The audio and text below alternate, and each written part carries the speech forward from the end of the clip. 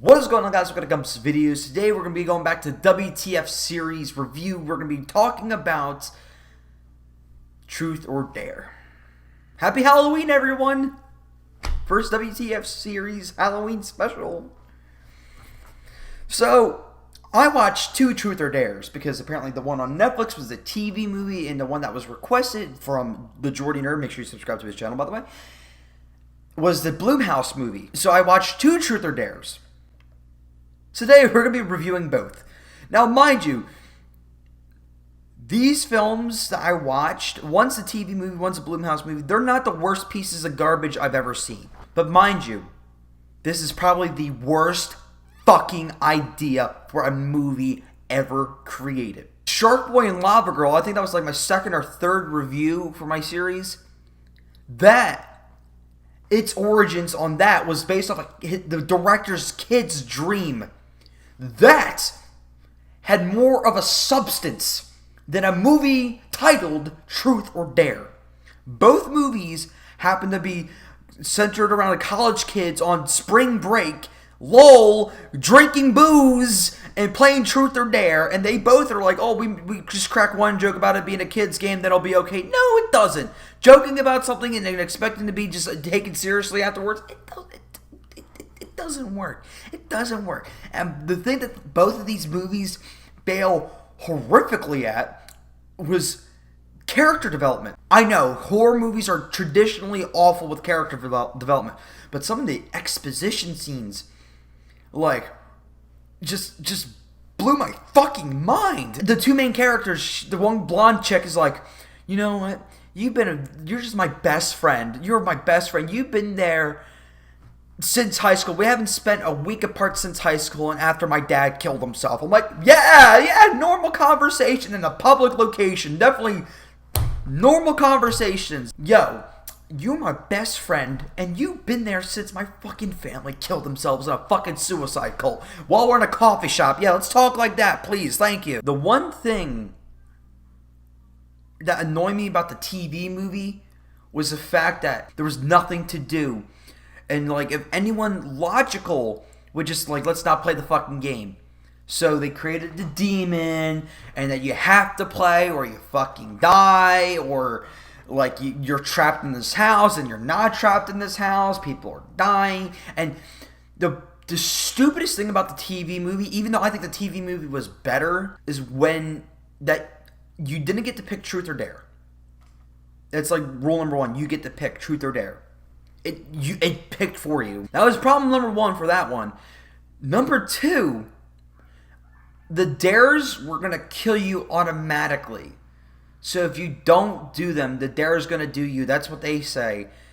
So a dude was supposed to get hit by a car, and they were going to hit him with a car, but the demon's like, no, I want you to hit him in a very specific way. So he trapped his hand on the fucking hood of the car and then drug him backwards, releasing him. He's in the middle of the street, his fat fucking ass didn't get up in time, and then he just got crushed.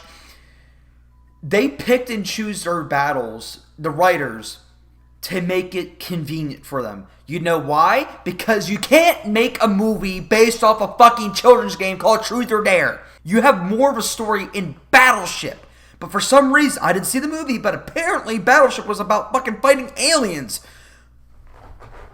You could have just had two sides fighting each other in battleships. Boom, Battleship. But no, you had to make a movie called Truth or Dare, and just like, let's make a movie of it. It's gonna be awesome. It's gonna be a horror movie. It's gonna be a demon. There's so many creative things you can do.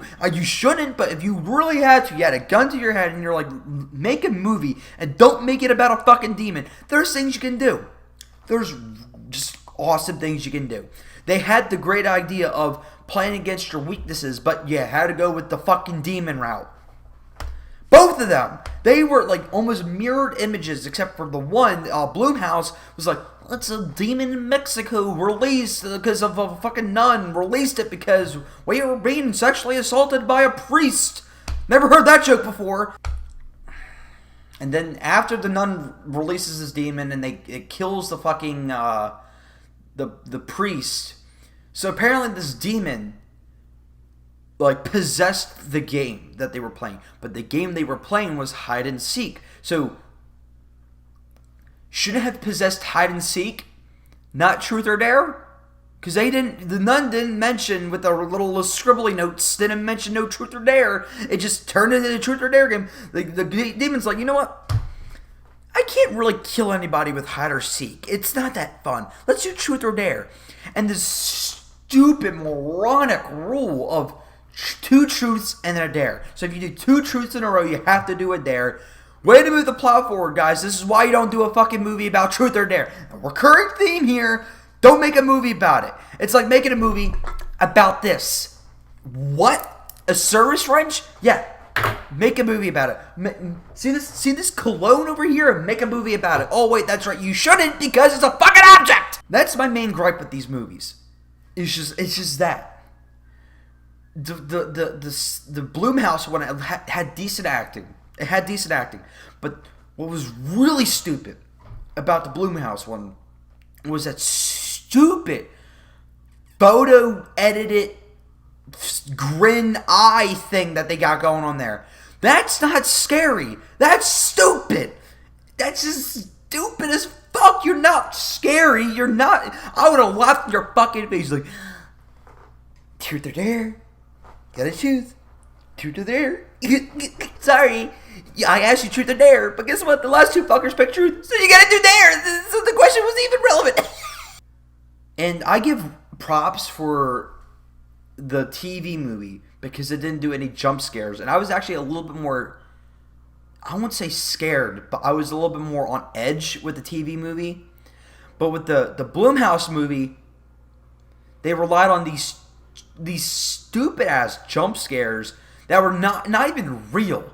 99% of these jump scares were like a friend popping out of a corner and shit like that. When you see enough shitty horror movies, which I don't see a lot of because I just refuse, but when you see 1 or 2 of them, you start catching up on the fucking gimmick. I'm good. I had my fill. The TV movie, as stupid as that one was, at least when it came to the dares and stuff like that, it brought you on edge. The ending of the TV movie was stupid, though. Just car accident. You hear one person go, and cuts the credits. But even though I hate the fact that they didn't get to choose truth or dare, it was creative enough to keep me thinking what was going to happen next. But it was still stupid. I'm really trying here to give it a positive. But it's a truth or fucking dare game. You gotta give them the option, truth or dare. It's like, that's the rule. Everyone who has ever played the game, and I always asked, truth or dare. You don't go up to some stranger like, I dare you to put your fucking hand on the stove. It doesn't work like that. And the dares that they were asking, like I mentioned earlier, these dares were gonna kill him. The one guy got dared to hang himself for 2 minutes. The second those 2 minutes were up, he was dead. They asked the one guy that ended up getting hit by the car later in the movie, asked him to grab live wire. He had a fucking seizure, but just barely made it. One person in the beginning of the movie had to jump off a fucking building. Jump on the grass. It's going to be fine, Karen. It's going to be fine. It was 3 stories up. On a fucking angle like that. So she was even higher up. She died. Of course she did. Grass or no grass. She died. It's fucking ground. That's when these characters would get asked a question or a dare.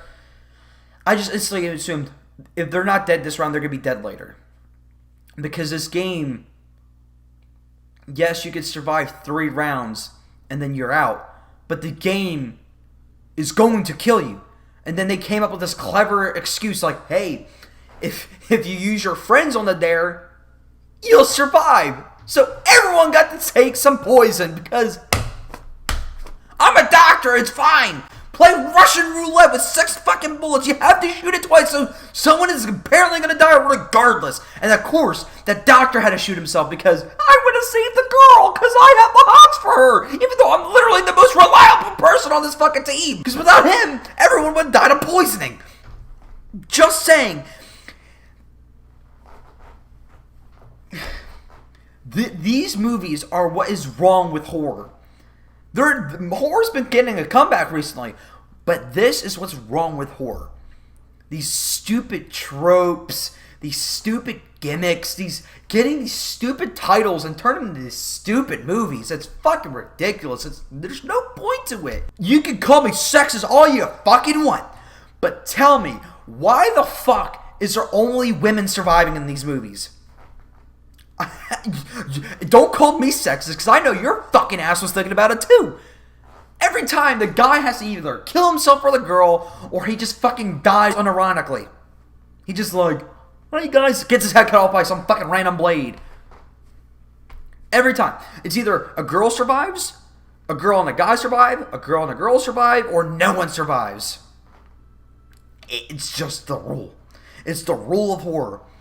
At least the shitty ones. You can name 1, 2, maybe 3 movies where a guy alone survives.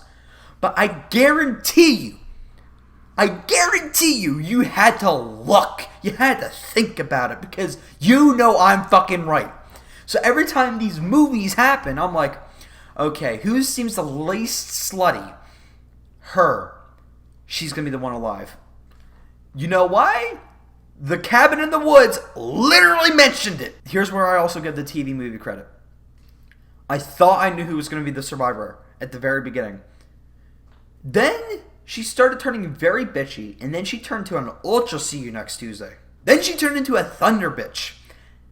Then that's why I was wondering, is everyone going to die in this? Because she seemed like the survivor type. She was vegan.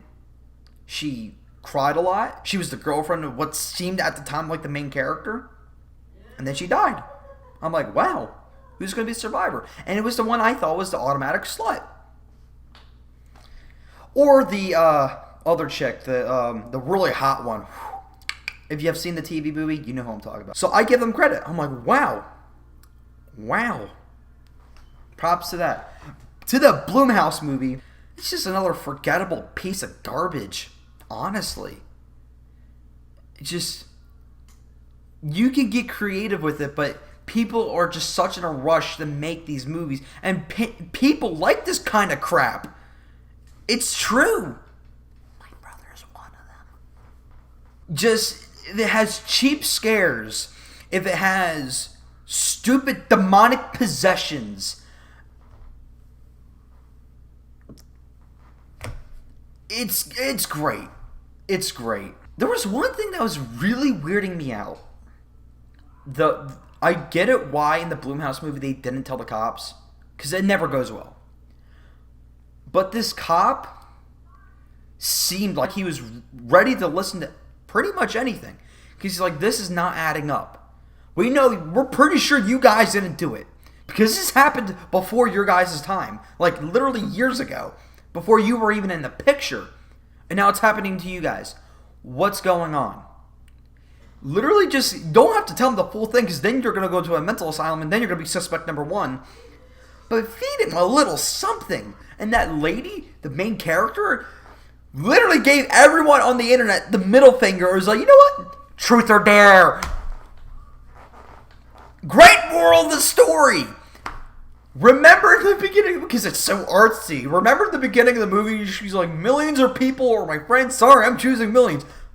And then the fucking guy was like, you have to say truth. And she's like, I was saying the truth. And it was really saying that she was kind of a bitch. And in a way, she kind of was. Because she went to all her fans. Was like, truth or dare. And the demon was like, there was no working up to that point. But you could say, oh, the working up to that point was a constant disappointment in her friend's eyes.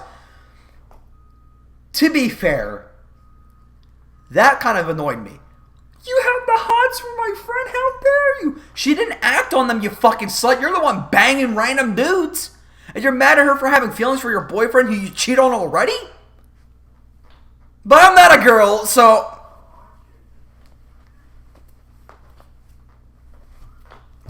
Girl problems! It's hard to get really mad at this movie, because I knew going into this movie what I was going to get. I got pretty much what I thought I was going to get. Some stupid-ass writing, some stupid-ass characters, some lazy-ass fucking story details. demons, nuns, the priest, the devil. Stupid shit on repeat.